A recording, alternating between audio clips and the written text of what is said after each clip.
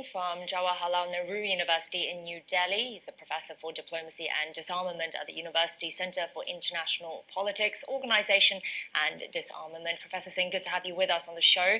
So last week, British Prime Minister Boris Johnson was in India, and now we have Ursula von der Leyen there. How do you think these visits will be able to, if at all, change Moscow's ties with Moscow and perhaps sway it on its stance on Ukraine? I think there is no doubt that the minds of all European leaders, the issue of Ukraine crisis is very high and very important.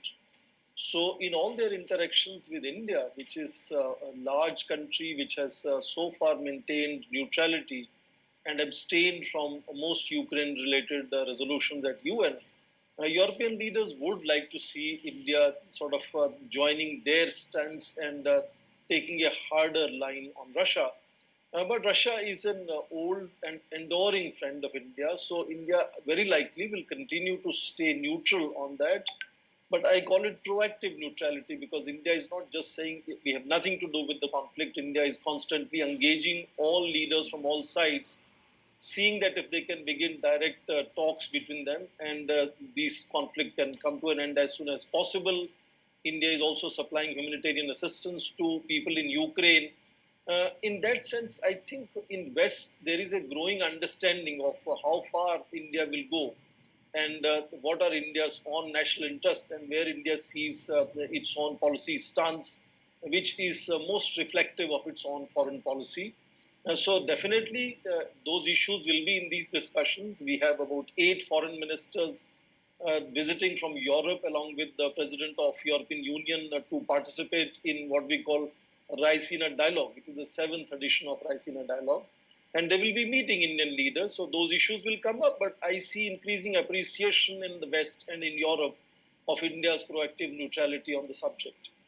They'll also be talking about the India-EU free trade agreement. Now, there are differences over things like tariff reductions, patent protection, so the trade talks were frozen in 2013. Are you optimistic of any breakthroughs this time around? If you notice that there is a new enthusiasm in India now, for about a decade, India was very cautious and almost reluctant in signing FTAs, and the last example was the Regional Comprehensive Economic Partnership Agreement.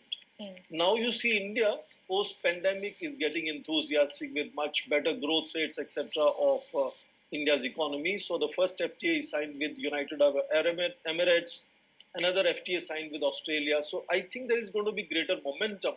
As we noticed, particularly with United Kingdom, there are back-to-back meetings to negotiate FTA. And that was part of European Union FTA negotiations earlier. So if you see a momentum changing in India-UK FTA negotiations, I think it will have that kind of impact on India-European Union FTA, also picking up some momentum. Negotiations were on for almost more than 15 years, 2005 onwards.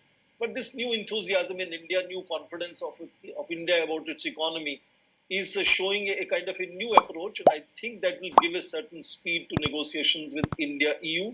The both are very likely to agree in this very meeting on EU-India Trade and Technology Council, which EU has, for example, with the United States.